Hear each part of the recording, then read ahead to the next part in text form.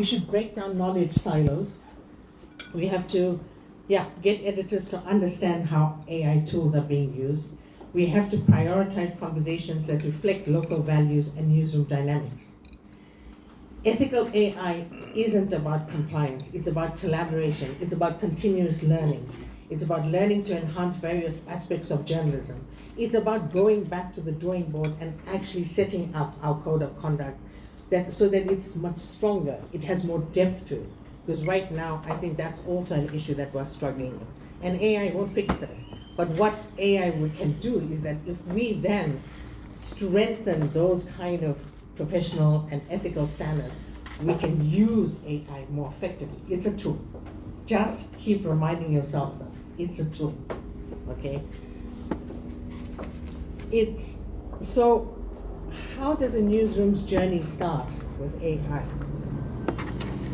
It's building a solid foundation through extensive reading, so you understand the intricacies, the limitations, and potential biases of these tools. Then you need to have a newsroom strategy, and then newsroom guidelines. And they're very different. They're linked, but they are very different. A strategy outlines how a news organization will integrate and utilize artificial intelligence, while guidelines provide a framework for the ethical, and I don't know if I'm comfortable with the use of responsible, so I'm going to say professional use of AI within that strategy. And even with that strategy, and science reminded me of that. I don't think I had considered that, but I mean, I do remember it, but I didn't think about putting it into this conversation. But it's also about, like, do you have a content strategy as a newsroom? Do you know who you're targeting? Do you know what kind of information people want? We know we give them information, but do we know that that's what we really want? And one of the things on our continent and even in our country, we don't have enough engagement with our consumers. Right now I'm seeing a lot of news about many, many things, but we don't. There was something that Andy Boyes used to remind me of at Parade. And he was like, if you aren't talking to the people you're writing about and really finding out what they want us to write about and what they want to read themselves, then don't come into my newsroom. Okay? If you go onto, right now we see the traffic, and not anyone is writing about, like, what's it like to be a passenger in one of those shika-shikas and trying to navigate that traffic. We write about what's happening outside of, to people, but not you as a passenger. And to me, I think that's a very important story. That's an interesting story, and one that people will find relatable because they use that transport on a daily basis. Anyway, for a starting point, Thomson Reuters Foundation has developed AI Governance for Africa, a toolkit, as well as a practical guide to an AI-ready newsroom that can be used for guidance. However, I'm going to say this to you. I think that and especially I would say this to the editors because you set the example for your journalists. I'd say look at the continental frameworks that are already in place, okay? There's a window plus 30 declaration. It was something that we conceptualized as African journalists. And it's now a global policy framework. But think about it, we developed it on this continent, okay? Today on our group chat, I saw comments about how some of us are dinosaur journalists on this group, and how relevant are we? And I thought to myself, actually a lot more relevant than you think we are, because we can give you context, we can give you history, and we can give you an idea of what it is that drove us. You know what's happening with Mail and Guardian, right? There are these massive retrenchments taking place. Now this is a publication that's really treasured by a lot of people for its public interest journalism. Yet it also is struggling. And when I think about it, the people who set up those kind of public interest journalism are us, the dinosaurs, because we were in love with journalism. and we have to fall back in love with journalism. That's what I would say to us.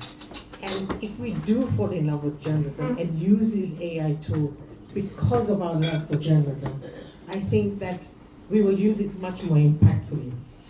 There's several policies and frameworks that you can use to establish your AI guidelines, such as UNESCO recommendations on the ethics of AI, the Harlem Declaration, the Global Digital Compact, and there's an African Union Digital Compact. We've also developed our own. There's the Paris Charter on AI and Journalism from Reporters Without Borders. There's the African Union Continental AI Strategy.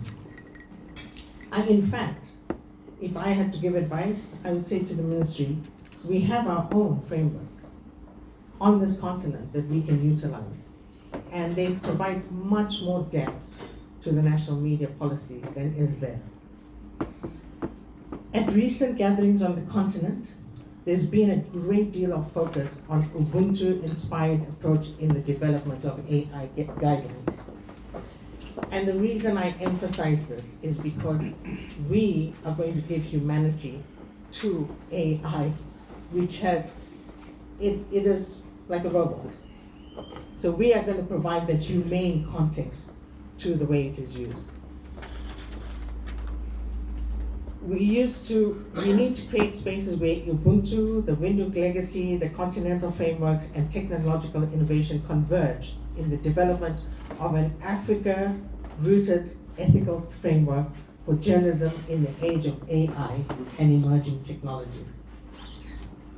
Human-in-the-loop AI systems that maintain journalists as essential mediators between technology and communicators, ensuring that human judgment guides AI use. And it's very important in the newsroom. You've got to identify where your human in the loop is going to be. And it's possibly not confined to one particular juncture, but at many junctures. Localized AI development, that is integral. If we on the continent do not start developing and training models on diverse African languages, stories, cultural context, it will not counter the Western-centric basis and not biases. And now that funding to the continent is being, reduced, I think it is more important than ever. Community oversight mechanisms where affected communities have input into how AI is used in reporting about them. Benefit sharing frameworks that ensure economic gains from AI-powered journalism are distributed equitably across media ecosystems.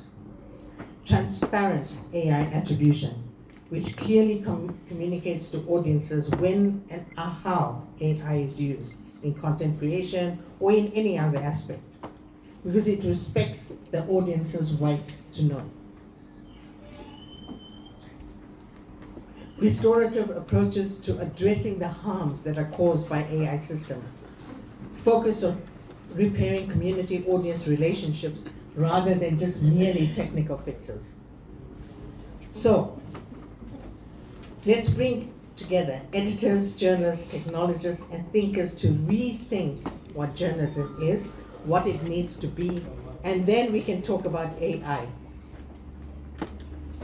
Because at the end of the day, AI is just a tool. Its value depends on how we use it. It can make us faster, smarter, more efficient, but it can't replace the human qualities that define great journalism, which is judgment, empathy, accountability, creativity. That still belongs to us. My parting words to you are this: read, engage, meet more often without being prompted by invitations like this. Let's debate, let's share, let's reflect, and let's approach AI adoption, integration, and adaptation with deliberate intention and with focus. Thank you.